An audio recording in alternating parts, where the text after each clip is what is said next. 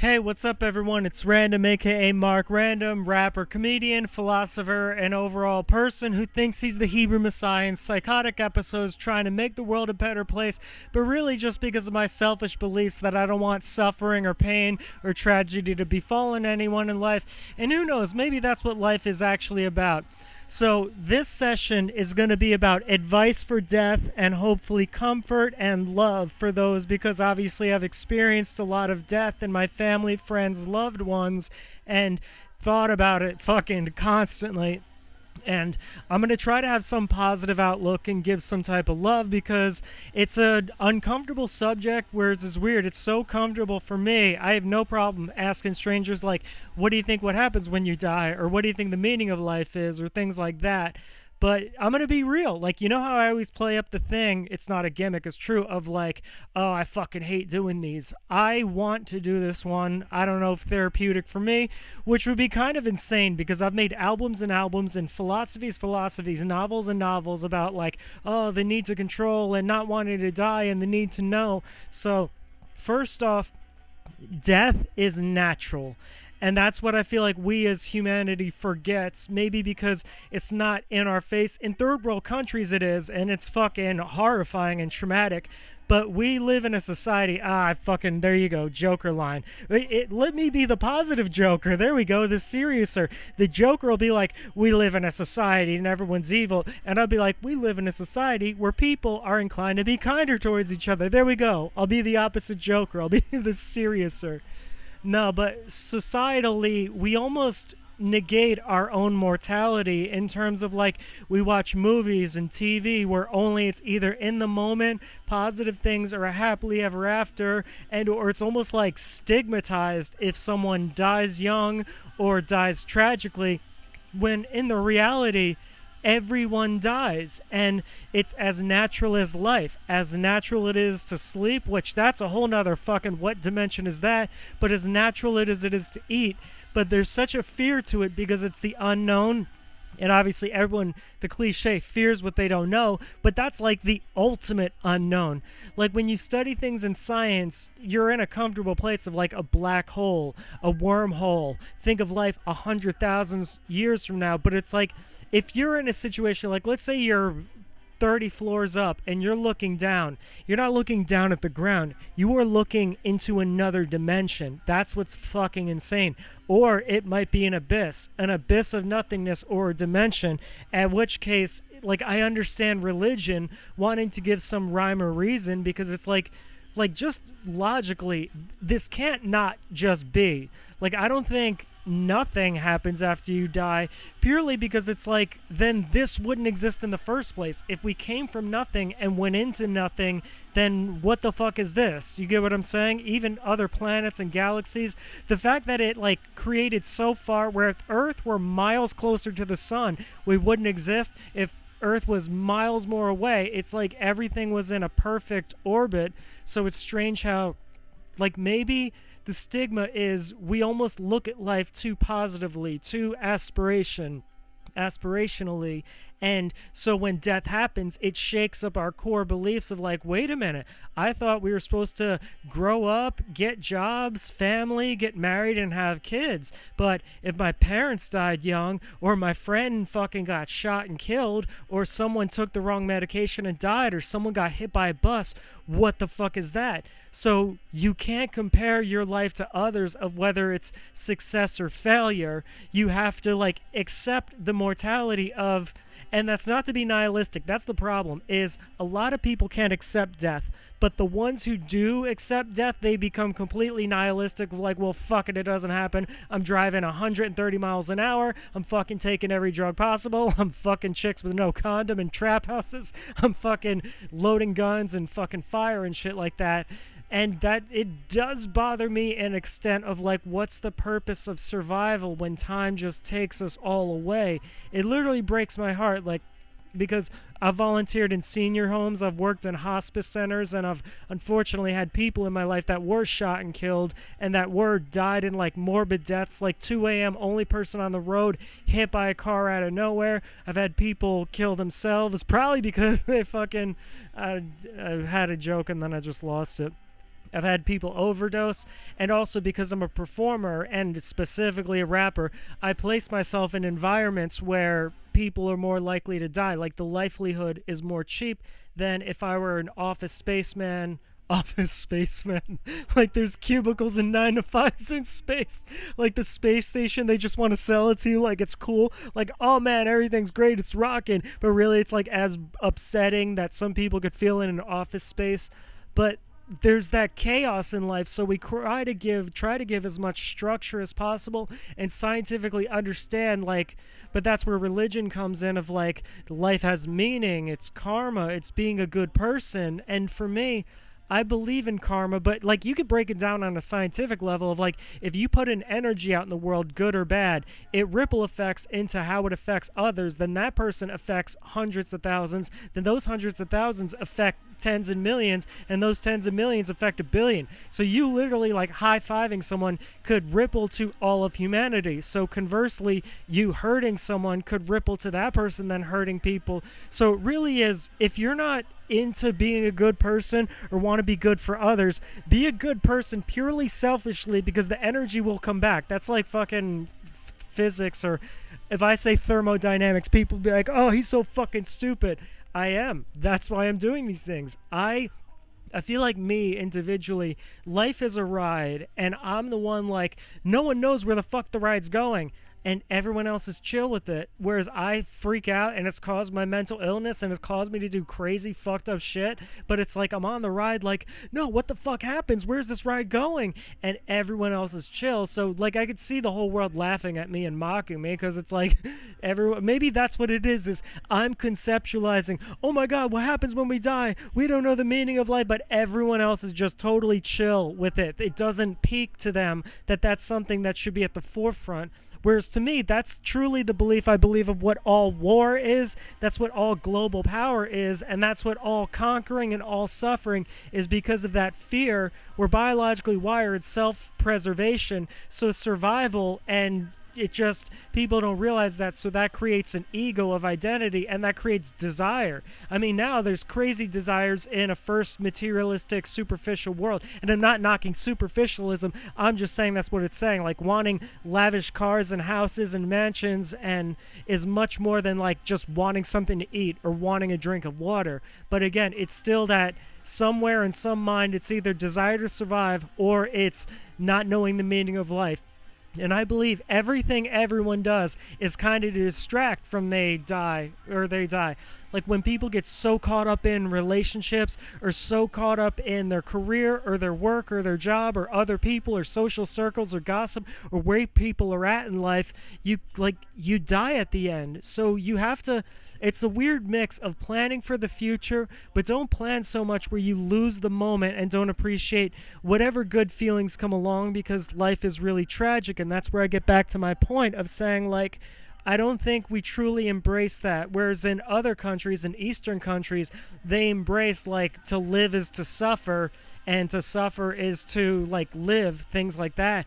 Whereas we almost create this sort of like, no, life is happy, life is joy, life is peace. So when it doesn't reach these like extremity positive standards, we suffer a lot more, which is so fucking insane to think that the average American or in Western civilization in a first world country with modern amenities that's not fighting war for now, that is like technologically advanced with medical research, although there's some medical, they are more depressed and more in suffering than people in third world countries, because third world countries, they were never programmed that you're going to live forever, you're going to be extremely rich, everything's going to be great, you're going to have the perfect family. They're programmed to live in the like, the illness is wiping out our tribe, so we have to eat, we have to find the medicine, let's go and hunt. So it's like that's an accomplishable goal. If your whole life is like, let's say they had TV and social media, and all their social media was literally like, here's how to fish, Here's how to find fish. Here's how to make food. Here's how to cook. Here's how to chop down wood and make a house. Here's how to like cure this thing. Like that's easily accomplishable with the knowledge. Whereas we've become so like built at the height of humanity with technology and robots, it makes us almost exist in an existential plane. So by default, we are feeling more suffering and more pain. And this is where like families disconnect. This is like where drug addiction or whatever addiction or mental health issues or emotional brokenness and trauma comes in.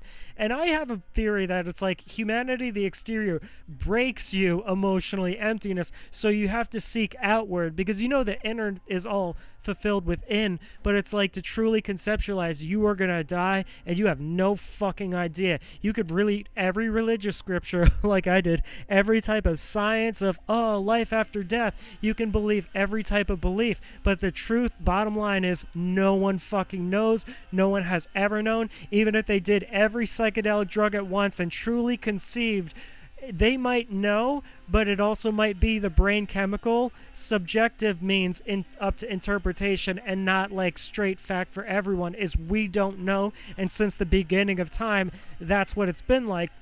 And for someone like me, it's extremely haunting and tormenting to the extent that I am literally like, what the fuck I am. My dodecagram from the cult I grew up in, all kinds of fucking symbols, literally naming myself random, which is dehumanizing, saying like, I'm not even a person, I'm just an energy that exists in all these wavelengths and frequencies, trying to make it for the better, because I know the terror of not wanting to die. I know the terror of watching like massacres or September 11th or war, reading about the Holocaust or reading about slavery, and like doing everything in my power to not be in that situation. But it's insane because you don't control dying. You don't control what your fate's gonna be. And my biggest problem and what it is like, and also then it hurts because it's like, let's say I love life a lot. It's like, I don't want to say goodbye. I don't want it to be eternal. I just wish I had control. And I feel like that's the craziest thing. Not even that we don't know what happens when we die, but that we just don't have control. Like, think of philosophical religious beliefs. If you're good, you go to heaven. If you're bad, you go to another place. Or biding, or reincarnation to do life right. There's no objective thing how to do life right.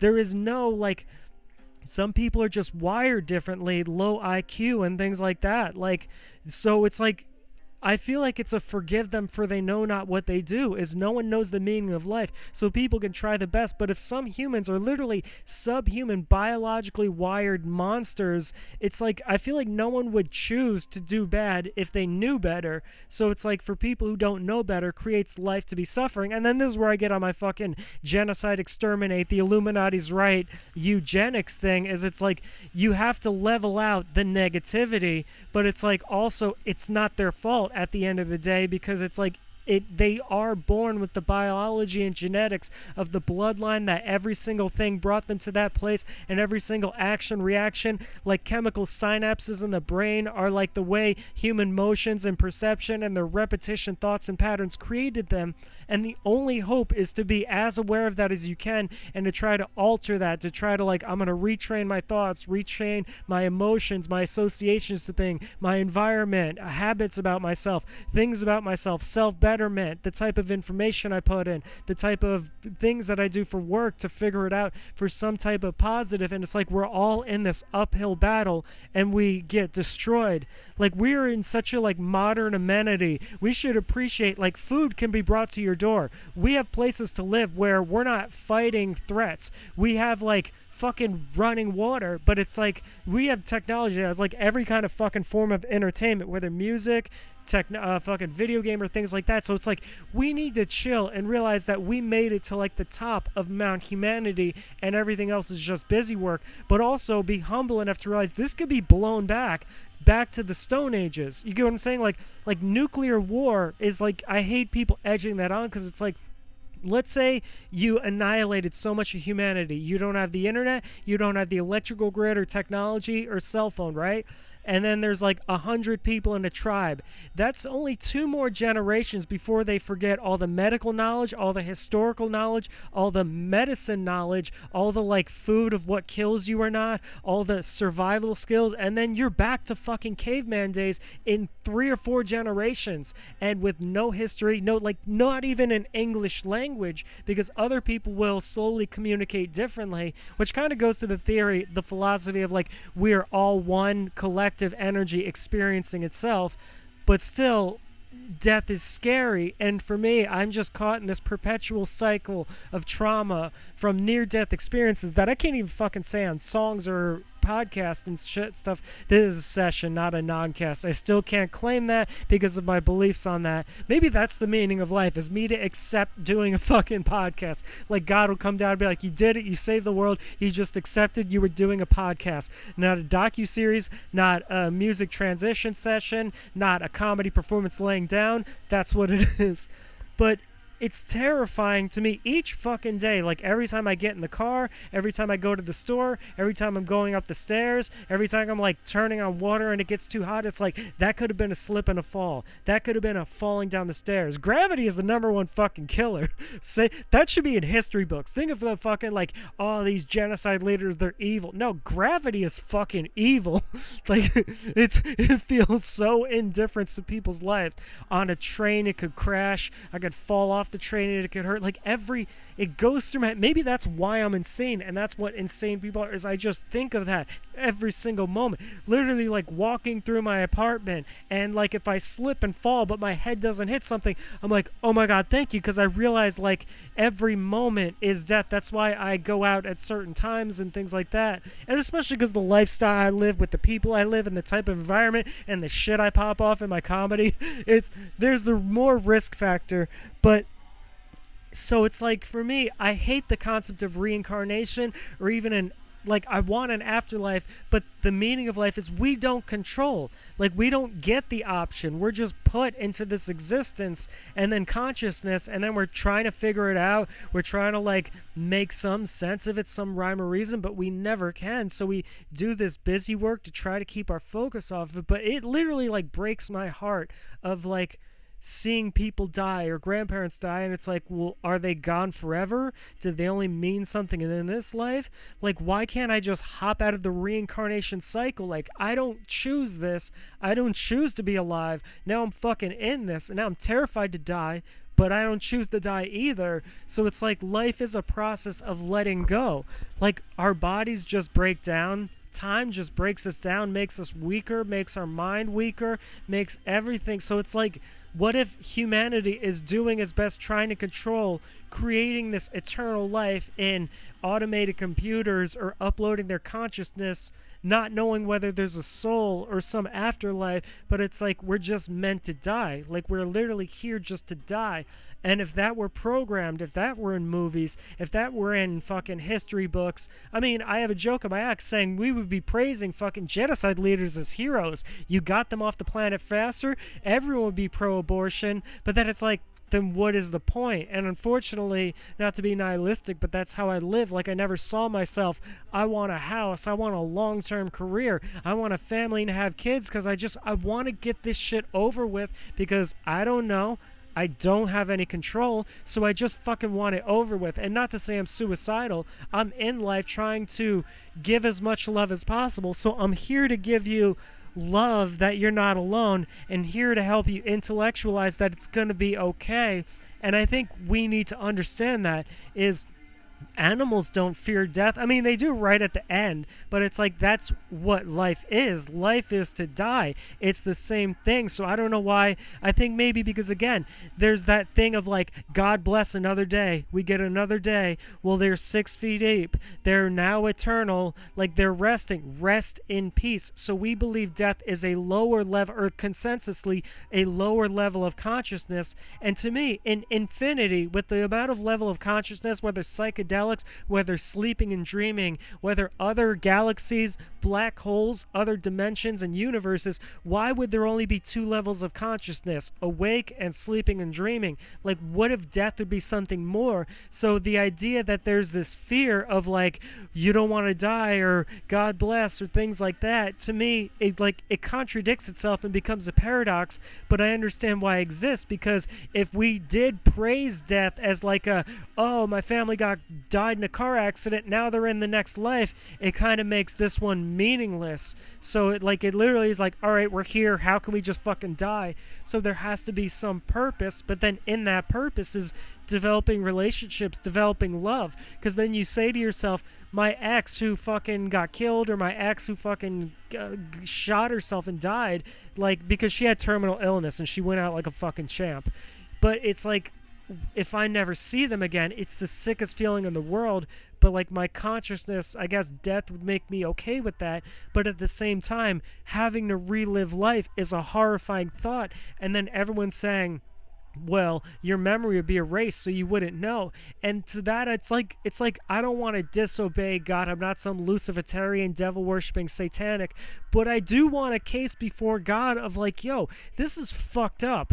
There needs to be ultimate forgiveness, ultimate compassion, eternal forgiveness, eternal compassion, eternal love forever in infinity, because just by default of we don't know. There can't be reincarnation because we don't choose. There can't be this unknown consciousness, and now because everyone's more into computers, well, it's just a simulation. Well, it's like, then why fucking choose to go in the simulation?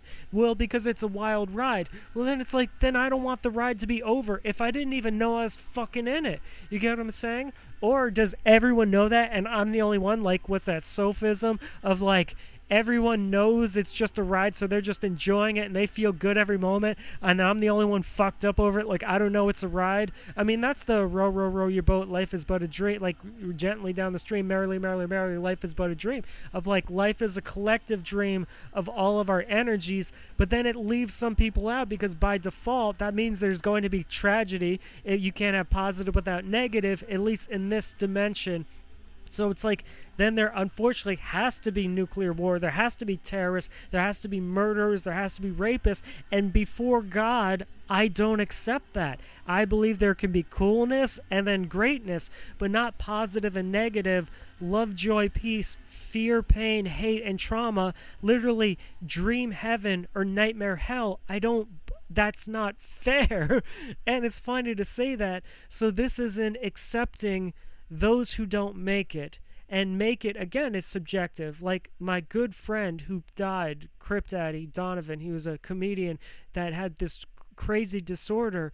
It's like, you think of his life as a tragedy, but it's like, well, he wasn't supposed to live past 8. But then it's like, well, then what's the value of life if some kids die, some kids live, some kids become fucking billionaires and get their dick sucked every day. Some kids just every day is like a waking dream. They get to have fun, they get to have parties, they get to do a job they love, versus people who are just like suffering in homeless shelters or in hospitals, things like that. It's like, it hurts, and it's not one of those compare. And that's the one thing I would always say to people is never compare your life circumstances, because anyone who you perceive at the top, they're one fucking bad day away from losing all their money, losing their family, losing their career, losing their fucking mental sanity, and losing their health. So it's like, A, we shouldn't root for people that crash and burn. We shouldn't want people to crash and burn, and that's the fucking thing with canceling, is people feel miserable with their place in lives. They think other people have it better, so they fucking want to stigmatize them, so they're fucking lose their livelihood and their job, and that ends in them losing their family. And it's a sick cycle of people not being okay with death or life, where they are at life, not being content, so they want to destroy others, and they create more destructive energy. And it hurts. It hurts for me to watch this, again, selfishly, because it hurts me to watch. Like, I'm sure on other planets, it doesn't fucking matter. I know in 200 years, none of this will have mattered. So I don't know why I'm getting all bent out of shape because of it. But it fucking hurts every day. But fucking hurts. No Diddy, or all Diddy. There we go. If I heard Diddy is like, yo, I don't know the meaning of life, I don't know what happens when we die, I'm terrified, traumatized, that's why I do the shit I do. It's like, I don't think that's a morally thing to do, but that's a completely justifiable answer. Like, I completely understand, and maybe other people don't, and maybe that's why, unfortunately, people like this are the outliers. But again, it's trying to find some solace in, like my friend who died, is, do you say it was a success? Do you say it was a failure? And you're ranging it based on this standard, and I guess not to eliminate the standard, because then it's like we just become a third world country killing each other with guns, grenades on fucking opium and benzos, which, by the way, I think I'd be phenomenal at. Like, maybe biologically I wasn't meant to be in civilization. I was meant to just be on every kind of pill and every kind of morphine and just assault rifles and fucking rocket launchers and shit like that. But it's like to what extent of like saying like, well, at least we're not in a third world country, at least we're not fighting disease. But it's like there's some places that are, and it's like, to them, what value do we place life? And now, because of the internet, we are based with people who have different values of life. So it's like trying to figure out some type of rationalization while not losing your, I guess, what if that's the meaning of life, is to just do your best to not lose your empathy or your love for people and to not become bitter and cruel-hearted. But then again, we never know, because other people judge other people, and that's the thing that just personally bothers me, is it's like, truth, I don't know if it ever exists. It's all just what the collective believes. So it's like me trying to, if I could change the collective on death, it's not like I would want people to appraisal death. I mean, but that's, Mexico Day of the Dead. I would just want there to be a little bit more acceptance of like that it's okay. Like, I understand the tragedy and the grieving is because they're not with us.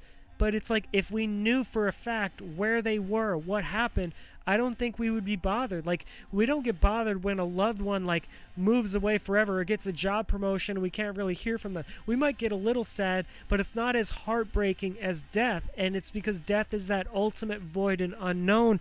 And I wish I could console people and make them okay with that fact, because I'm very scared. It's like, again, it's purely just the helplessness I feel of like, I didn't want to be born. I know it's an immature excuse, and you can't use that as an excuse to do shitty things. You are born, you didn't control it, you have no fucking idea what happens when you die, but you still gotta do your best. You still have to strive, you still have to go forward and everything. And then that idea of like, well, what if life is just to be procreation? You get what I'm saying? Like humanity then could be a virus, because it's like, then what is the value of life? Like, people who are pro-life, they just want babies born. They don't matter the financial situations, the medical situations, the environmental situations. They're just like, have babies, have millions of babies, where there's literally millions of babies with birth defects in fucked up environments that just suffer their whole life, and it's helplessness. Like, a lot of times when people get killed, it's fate, and I just believe it's so cruel. People shouldn't exist in the first place. But then it's like, well, then what is the purpose at all? Like, is the purpose to suffer? And then we should be praising, like, if there's someone and they're born in a third world country and then they have an illness and they're slowly sickly wasting away, and then they're at war and then they're starving. Like, if that were put in all the movies as this is what life's supposed to be, and then everyone strived towards it, and then everyone procreated specifically for the purpose of having that child suffer and cry and be in pain all the time and be terrified and have mental defects. It's like people who commit crimes and then they're in jail and then they're suffering. It's just like torturing animals. This whole planet is like something torturing all these animals because they don't have the knowledge, they don't have the awareness, they don't have the meaning, and it's just like, it just fucking sucks, and it's not fair. And I would go before God having this conversation, and like, that's what it is. Maybe I could barter for humanity. I would be the savior of like, God, just let them know, or God would tell me first, and then we would talk out whether humanity should know. Because like I said, if God let every humanity know on the planet, like all in unison, every 8 billion person, that it's like death is just like a test run, and then there's a new life, but you're God in that life, and then you control, almost like some S&M switch shit. like you were the submissive slave here and now you get to be the dominant master, like you get to be God and create a species, and then God could be like, now you know what it's fucking like to create a species that you want to be happy, and they do nothing but be shitty towards you. So it's like maybe that's what it is. And then we learn, kind of like when we're kids and we don't understand what our parents do, and then if we become parents, then we're like, oh, now I understand, and that's the cycle. So in a weird way, that makes sense that that's what death would be, is us becoming God so we can know what that's like. But then there's the sickness of, then we should become alive so we can know what being a God creation is. Almost like we're God, but then we want to forget that we're God and place ourselves in life and our own creation just to feel what it's like, and then we die and then we go back and make creations. And I would have no problem with that if we could decide, if we could know, like, all right, let's say I fucking die, which, you know, the odds are we're getting there. This is past the end with Mark and Random. This is not hopeful beginnings, or this is not tailing the end. This is past the end with Mark and Random. But it's like, if I could be dead and then be like, I will go back in life with the fucking thing that I 100% always know what happens when I die, and I 100% can control more things that happen in life, then I'll fucking go back on the ride every single time. I fucking will have no problem. I'll be like fucking having fun, like almost like a Groundhog Day of like, oh, this life was this, oh, let me try that life, that might be weird. But then again, like, that's what they say, those religious beliefs of like, you made a soul contract. And I get why people say it, to make them feel better about like I can't imagine someone making a soul contract to be a genocidal rapist of like, I want to be that horror, I want to cause that damage. But it's like, if everyone's playing all the roles and none of the roles at the same time, and it doesn't matter when we die, that creates a pretty fucked up cycle of, then it's like, again, like genocide leaders being praised as fucking comedians, which maybe I could warp history with that. Maybe this is the only video left, but they could still complete the English language and understand what I'm saying. Or maybe psychically they could just feel my vibe and everything like that, and then it ripples for eternity. But it's like, it just fucking breaks my heart every moment, every second. Possibly, I've been in a lot of abusive relationships, abusive jobs, friendships that didn't work out, situations that broke my heart. But maybe at the core, it's the fact that that I'm cycling this all the time, that ruins everything and ruins my whole fucking life. And the soul contract idea is like, well, then I would just want to know. You get what I'm saying? And maybe that's accepting destiny. Like, it accepts. And like I said, my final lesson to God, well, I didn't say this in the session, I say it in songs, of like accepting being looked at as a bad guy, accepting being dehumanized, and it sucks. But it's like, I guess I appreciate people who can accept, and day by day. But again, that goes to what is versus what isn't. And again, there we go. We're all Mark Random, because I wish I could be one of those people that just accepts, and I don't feel any pain or suffering or terror, because I accept what is moment to moment, but I strive for what I want to be. This ideal of what I want, not only my life to be, but the life for humanity. Humanity to know what happens when they die. Humanity to know the meaning of life. But until then, I can strive and be the Hebrew Messiah.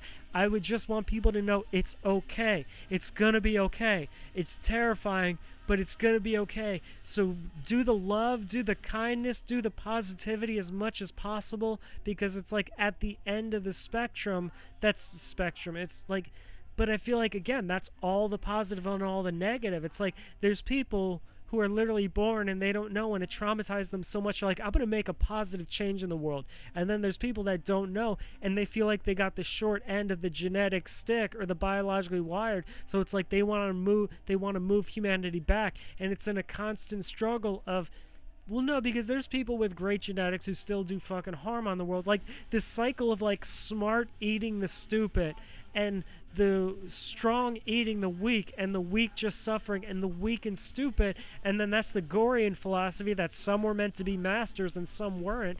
I mean, I'm going through all the cliches and connecting them together of the world needs ditch diggers too, but it's like, that's the idolization. Like, there's this shame on like garbage men or gas station or fast food employees, whereas there's appraisal on people with successful jobs, fucking lawyers or doctors or things. But we could say they both save people's lives, but one's more apparent than the other, but they both provide a service that helps us in life, and we're all providing services to the best of our ability. And some people feel selfish of that their service should be more, and I get in my own head that way of like, I want my service to be helping millions of people, not just thousands of people or however fucking many people I've reached. No, I reach hundreds of millions because I'm doing Mr. Beast numbers. Like we said, that's a callback to his session. But it's a fucking thing that drives me crazy, and I would go before God and try to plead my case, and I would wish if one thing I could make other people okay, that we don't know what happens when we die. We don't control it. And it's fucking heartbreaking. So to love more.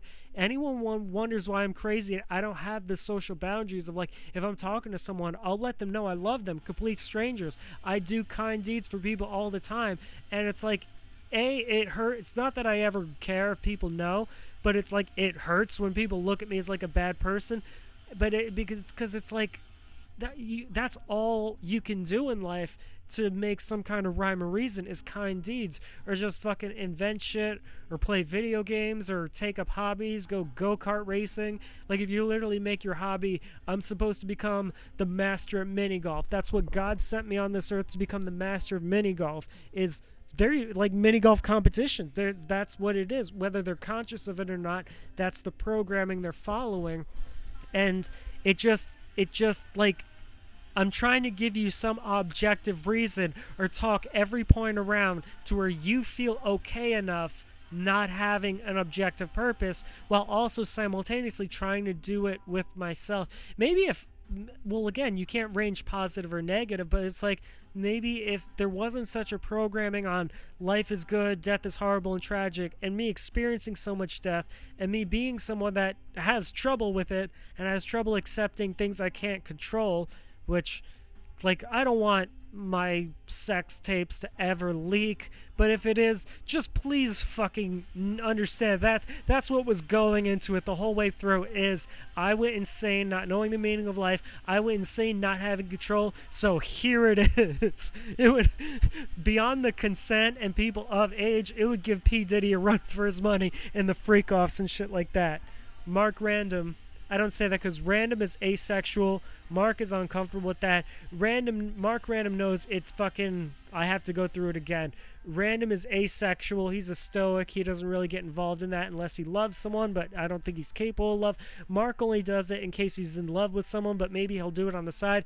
Mark RanDoM goes all out and crazy because he knows inevitably everyone's shit will leak online at some point, so he's just like, let me play it up for the camera. Mark RanDoM probably does a lot of fetishes and things like that he's not even into, but just like a trolling.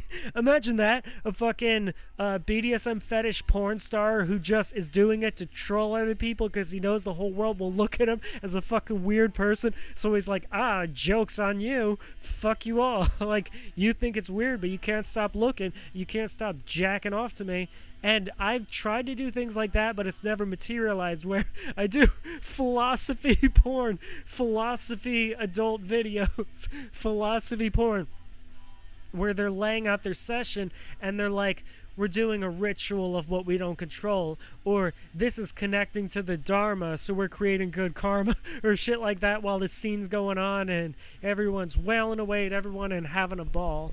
But then again, other religions we are meant to like release our egos, which unfortunately then that becomes addiction. Like, addiction is weird because addiction is a wire of people not being able to control, maybe because it gives them the illusion of control. Like, that's why I do all the crazy shit I do. Recording this, me doing all these sessions, is momentarily giving me the illusion to control something I don't overall control, which is life and death, the unknown and not controlling. And there you go, have a drinking game. take a shot every time I say unknown and no control. And don't take a shot if I say we don't know the purpose of life, sentence, sentence, sentence, or we don't control it, sentence, when I specifically put those two words together, like we don't control and we don't know. But it's like heartbreaking. Maybe because I've been crying about this for like the last fucking 5 days, but I've also been crying about it for a lifetime of like, I didn't want to be here, but now, like, okay, I want to fucking do it right, but now it's like, I don't want people to die, and now it's like, I see the world around me collapsing, but again, I know it's all how you perceive things. For all we know, people could perceiving it as like a fucking clown prank joke, which is, you know, what Mark RanDoM does. We could all perceive it on like accepting what is and not what we want life to be, but me struggling to let that go while also remaining. But it just breaks my fucking heart. So much so, and I'm not promoting suicide or murder, but it's almost like that I just want to get it over with. Like, if you were put in some, like, whatever your fantasy is, and again, time is infinite, of like every second has microseconds, and microseconds have eternal lifetimes within them, and eternal lifetimes are all in 1 second. That's why when you zoom out from the galaxy, it's like atoms and cells under a microscope, and it goes on fucking forever eternity. But it's like, what the fuck was I saying? I'm going to leave this in just for that whole stubbornness of like, oh, I want you to know I did it in one take, Mark and RanDoM past the end of atoms and cells and everything. It's like, oh, I remember what I was saying. Damn, well, there we go. I did a fucking 40-minute train of thought, and I could go for hours and hours and hours and hours. I was freestyling before and rehearsing jokes and coming up with other jokes. This is fucking free content for the NSA, which is kind of lame. That there's people at the NSA probably like watching me like, oh my god, he literally just paces his apartment and freestyle raps for hours and hours, or oh my god, he stands in front of a thing and tells jokes, and whether they find it funny that the jokes are funny, or that I'm that crazy that they're laughing at me, or doing shit like this, because this is what I'm saying, is it's like I'm recording this, so it's like you can either be helped by it, you can either find the one-liners funny, or you can laugh at me just existing as this, which is third dimensional, because this is what I would be doing fucking without a camera. That's the craziest shit. So what I'm saying is, like, whatever your ultimate dream and fantasy is, it's like, let's say for me, I get a tour of the world performing on stage to express my heart and soul in music, in comedy. I get to be on philosophy podcasts where people hear me. I get to be with the love of my life and everything's great. And I get to see all the things in the world. And I get to change the world, which I don't know. Maybe if I did change the world, I would have no problem dying. So let me relate it more to whatever your greatest fantasy in life is, whatever it is. If you spent a year of that, but then it was going to go away, like, how do you enjoy that year? That's what, again, that's the ride that everyone's laughing at me, is they know how to enjoy the ride of life. I do not know how to enjoy the ride of life, because all I'm thinking about is this fucking death. It's this fucking, like, black hole, fifth, sixth, unknown dimension of eternity that's going to punch me in the fucking face. So it's like, let's say you would, whatever your favorite thing in the world is, your favorite activity, your favorite person, like whatever your fucking sex fantasy is, you're gonna go to dinner, have that sex fantasy, travel to your favorite place, do your favorite hobby, right? And I say that's what you're on, but at some point you're gonna get punched in the face and it's gonna end. Like, how do you enjoy the dinner, or enjoy the sex, or enjoy your hobby, or enjoy the travel? Like, all right, when's the punch in the face coming? When's it coming? Like, you could just be on the top of this thing and then boom, death right there. And it's like, so for me, I just maybe, I don't know, there you go, laugh at either the punchlines I'm saying as a two-dimensional comic, or laugh third-dimensionally. I don't know how to enjoy life, because the unknown and no control makes it tragic for me, and then the good things, knowing that it'll end at any moment and I don't know what will happen, almost like I force myself to look at life only negatively, because it breaks my heart so much that if I feel the positivity, it's just going to go away. Kind of like that, it's better to love than lost than not love at all. Whereas I'm in the, like, life is loving and then it's losing, but then I guess death would be not loving at all. There we go. The whole cycle is, can we love and loss and not love at the same time and feel both paradoxically, or at least control, or at least know why, or at least have something to acceptance. And maybe that's what it is. Maybe the reason I'm bitching into a microphone every fucking day for the last 24 years about not knowing the meaning of life is because I don't know, whereas other people, they maybe don't know, but they've settled into an answer that gives them like feeling like they know, so they can accept what is. In fact, that would fuck up my album concept, because we are not all Mark Random. Like I always say, we are all Mark Random because not knowing the meaning of life and what happens when we die fucking destroys us. But it's like, if the reason people are okay on the ride of life, or okay enjoying moment to moment without being sad, is because they are comfortable and I am not, or they accept what is, whereas I suffer of what I want life to be. Maybe we are not all Mark Random, but it's still and I'm sorry if there's fucking people watching this and they're like, oh, let's get some philosophy on death or whatever, and it just makes them think, and then, oh my god, what if I'm fucking traumatizing people with my illness? Like, I have the virus. Like, everyone's cool in life. They accept not having control, so they don't need to do weird shit to try to control it, or do weird fucking dodecagram random street rituals or songs and performances to try to control it, and they accept what is, not what they want to be, so they're okay not knowing. And now that I've fucking put this energy out in the world, everyone's done it, and it's like my subconscious secret revenge. Like, I tell people, no, I'm doing it out of compassion for those who are suffering, because I want to alleviate the suffering, because all suffering in the world is from people who don't know the meaning of life and don't know what happens when we die, and that's what causes war, that's what causes murder, that's what causes suffering and tragedy and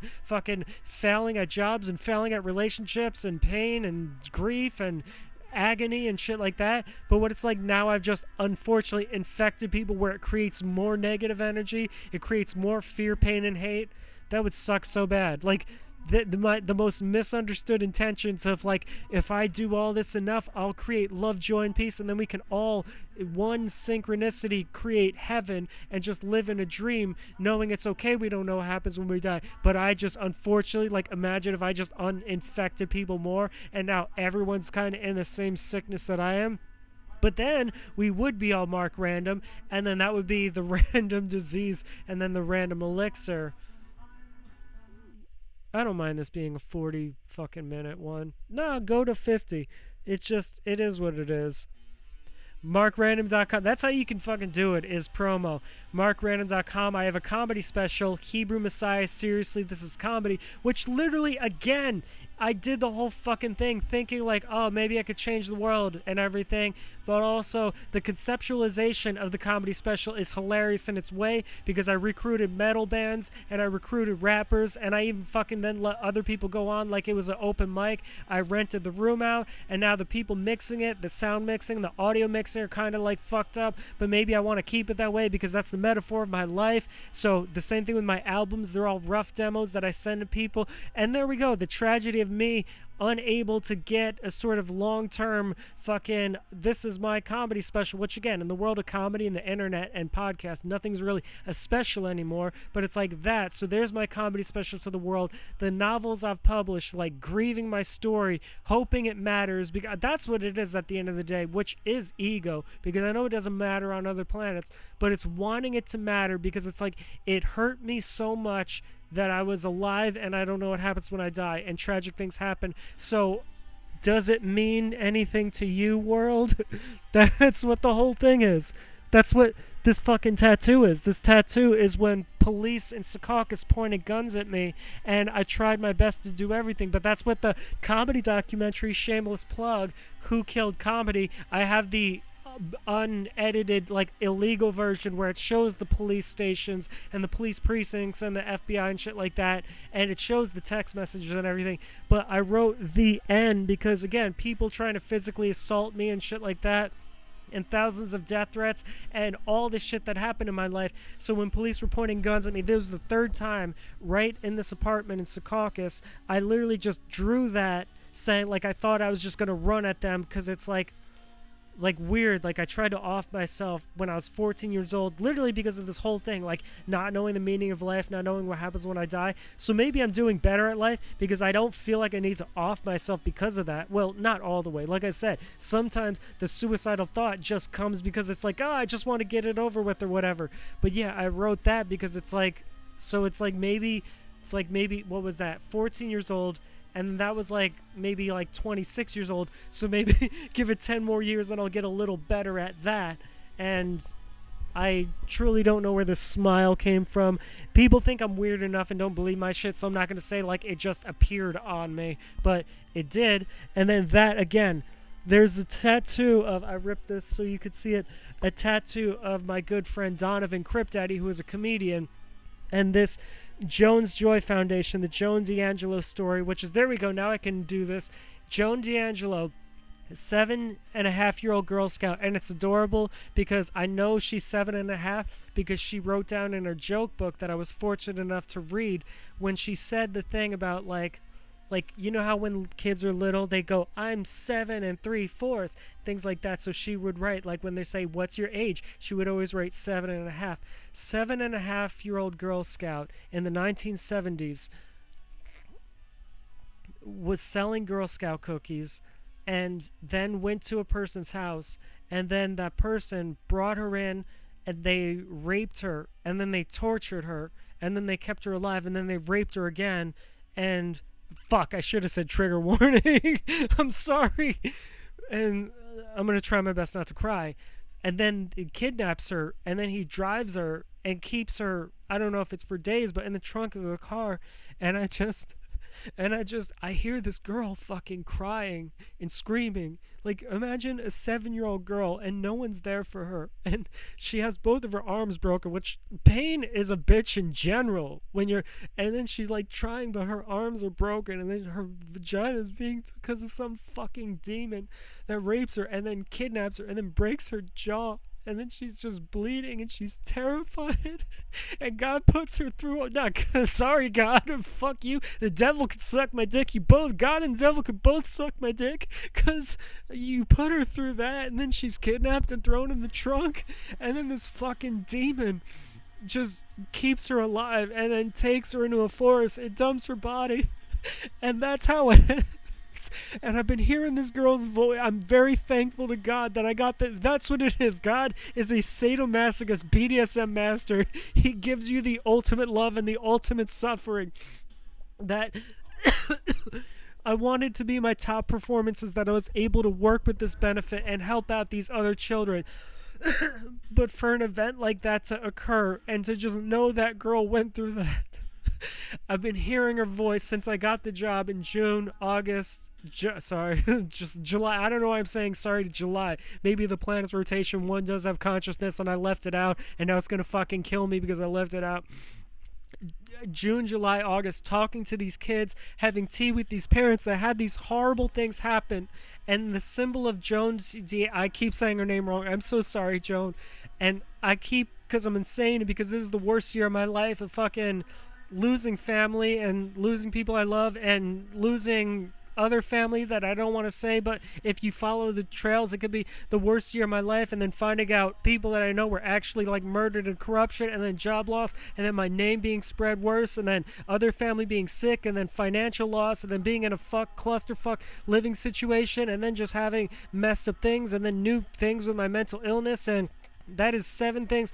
Some people, like exes from 15 years ago, catching crazy charges that are just breaking my heart, and all this suffering that I don't control, right?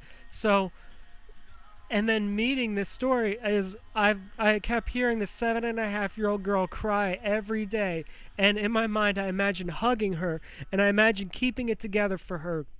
But overall, if she can go through that, I could go through whatever the fuck life has. And the same thing with Crip Daddy, and the same thing with my ex-girlfriend who shot herself, is if that 7-year-old girl can go through that, fuck, I'm not gonna cut it because I want the time. I want you motherfuckers to know that, no, I didn't make cuts and edits so I can go on a whole fucking rant. Is if that 7.5-year-old girl who was a ballerina, who sold Girl Scout cookies, who had a joke book, if she can go through that, then we can go through anything. We can, like, fuck life, fuck God and the devil. They can suck my dick. Death can suck my fucking dick. I don't give a shit if I die. I'm not afraid, because if that 7-year-old girl could go through that, that is literally what life is. Life literally fucking just takes you and fucking rapes you, and you don't have any control, and then just breaks your bones, and then fucking rapes you again, and then throws you in a trunk, and then keeps you, and then fucking dumps you in the forest, your naked body. And then I'm just so thankful to give positivity and love, and I want that to be one of the most top 5 performances of my all-time, is just giving love and honoring this girl. Because her name spread 50 years later. They changed a state law, the Jones Law, and then I think in the 90s or 2000 changed a countrywide joy law, or Jones Law, and then created a restitution law, and then created a restitution, or after the, like, fucking harsher sentences for pedophile, rapist, murderers, and then created a restitution law, and then now the 10th annual benefit that I was so grateful to God. If my whole life existed to lead me to that, to just give love and positivity and to connect with the 7.5-year-old girl, then it was worth it. Because I'm trying to laugh, but it's so sad, is that literally is what life is. Life is the 7-year-old Girl Scout that when I was in her room and I read her joke books, the tattoo is in her handwriting too. It's in her handwriting because she would write these little cute jokes and crossword puzzles, and she would always write things like, "Why are you crying?" or like, "Life is to smile." So it's like, I don't have to be afraid, because she wasn't, I mean, I'm sure she was afraid, but it's like she was still went through that. And that's exactly what life is. Life just fucking grabs you when you're just trying to do something nice. It tortures you. It rapes you. It breaks your bones. It makes you cry all the time. It makes you terrified. It throws you in a trunk, and it dumps you in the woods. But your essence creates a positive energy. Your essence flows through eternity. And maybe that's what the message is everything you do is, I mean, that's Christian theology, is not even that it goes to heaven, but it just ripples in positivity. So all the negative or positive energy you do is just alchemy creating to throw into, like, when you die, it just bursts and it ripples through eternity. And I just want to know what happens, and I just wish I could control, but I don't, and I never will, and I have the problem with it. But if Joan, I want to get her name right. There we go. Literally, like, it's symbolic. I'm caring. I fucking sat up to care to pronounce this beautiful angel's life. Her name is, I have the poster on the wall, and I'll show you the tattoo.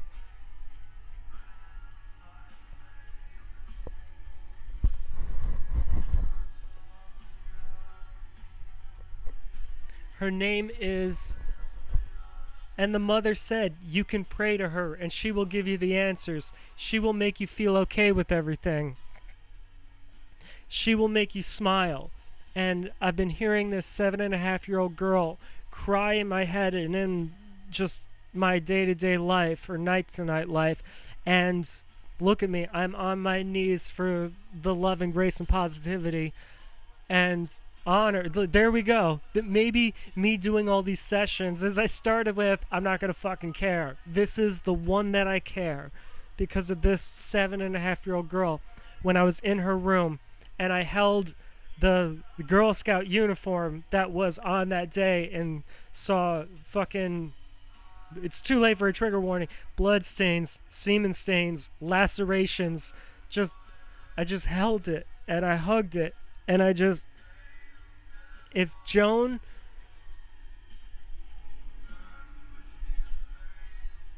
Angela D'Alexandro, there we go. There we go. 7.5-year-old Girl Scout murdered in the 1970s made Mark Rodon, RanDoM, and Mark RanDoM care enough to give that information. If that 7.5-year-old Girl Scout could go through that, just like a metaphor for life, I can go through it without fear. And I thank God every day that that story came into my life, and I have that connection with Joan. Sweetheart, I'm sorry if I fuck your name up. I can't read this far away. Joan Angela D'Alexandro. Joan D'Alexandro. And everything, I know if I fuck up in life, it is what it is. if I'm scared, it is what it is. But I'm gonna try my best to do positivity in the name of Joan, Angela. Fuck, I said Angelina. D'Alexandrio. So there we go. The session where I care.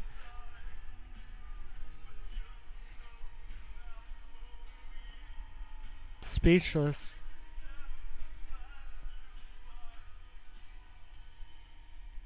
And there we go. Eliza, I always wanted people I get on the internet, everyone's less evolved. Go back into my dating advice episode where I talk about like, but I get people have like wafu or like sex pillows and stuff. But Eliza was a daughter I was supposed to have, or you can't. There you go. You can't say supposed to.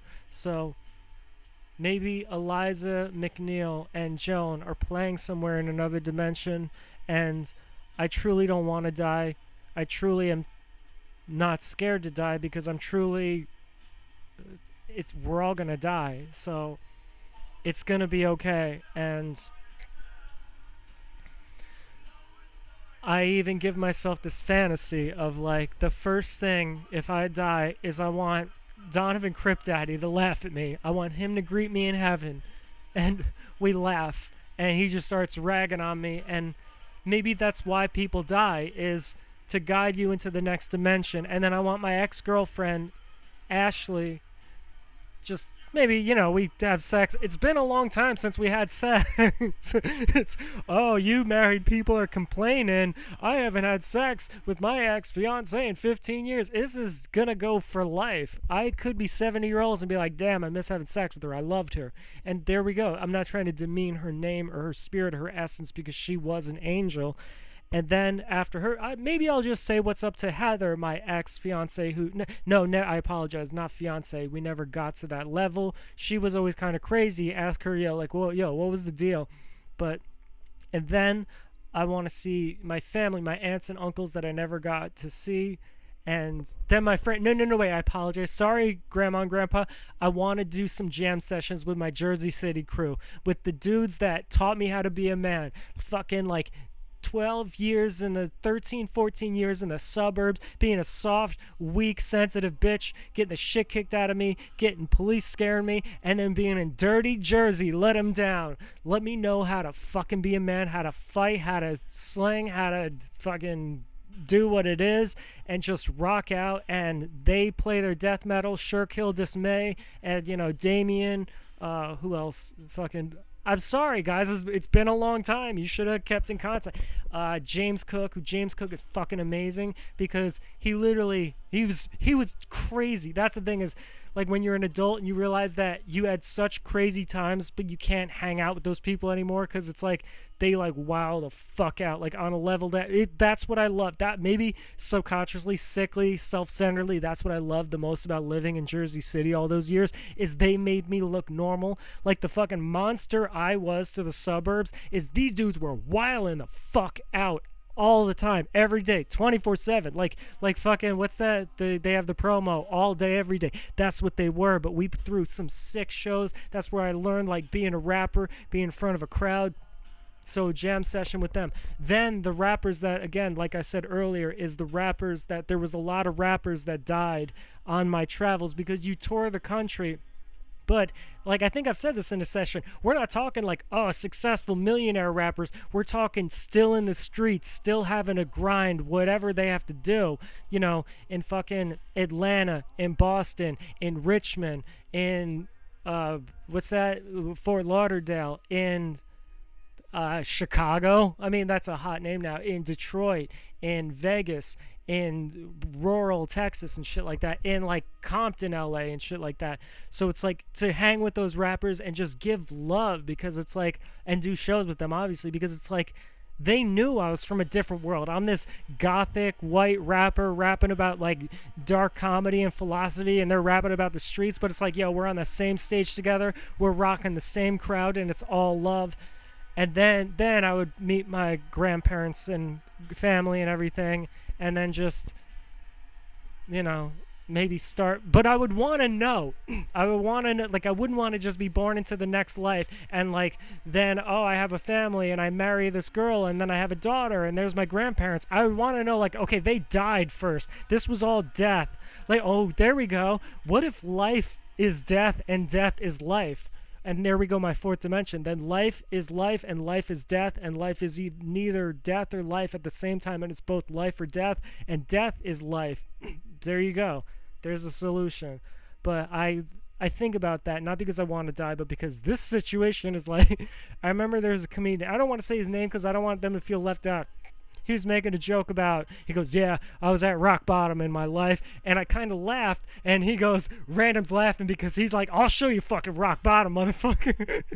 And it's like, yeah, I lived out of motels. I was homeless, slept at park benches and shit like that. And I fucking made my way. Then lived in like crazy places in Jersey City. Then moved back with my parents and stuff. And then I always wanted to pay rent with my parents because I always had this, like, I want to be self-sufficient. I almost thought of getting myself emancipated because I wanted to, like, start working at, like, fucking 14 to 15 years old. But also I was developing mental illness and, like, the world around me was kind of scary, as per me saying that suicide attempt. So that dodecagram, the cult I can never leave, deliverance of, like, it is what it is, that was above my hospital bed. And I don't know if it's I'm in, like, everything I do in life. So that's the message, is live your life. Or I forget, it was not I am right, or I am it, or it was something about, that's usually because I was fucking thrown in the adult unit with murderers and shit like that. And this is why stand-up comedy sucks so bad, is people think I'm fucking bragging. That's not bragging. That's me saying I've had these unusual experiences, so I'm trying to better my life. But they live in some weird fucking secluded bubble where they're like, oh, he's bragging about being in a mental hospital, getting his dick sucked by a crazy meth head. It's like, no, that was just a story that happened. That happened because I tried and I went out in the world to make the world a better place. So that would be the moral, is go, there we go, like symbolically, I'm gonna fucking start crying again, son of a bitch, is go out in the world, because Joan Alexandria went out. She wasn't afraid, and what happened to her? So me pursuing this career as a musician at 14 years old, like, I'm gonna go out in the world and I'm gonna try to make changes, is do that. Go out, live your life. I'm not saying be self-destructive or nihilistic, but there's nothing to fear. Because you can feel terrified the whole time, like if you're on a plane and it's going down, but just everyone's plane goes down, so it's gonna be okay. Random. Mark Rutan. All love. God bless.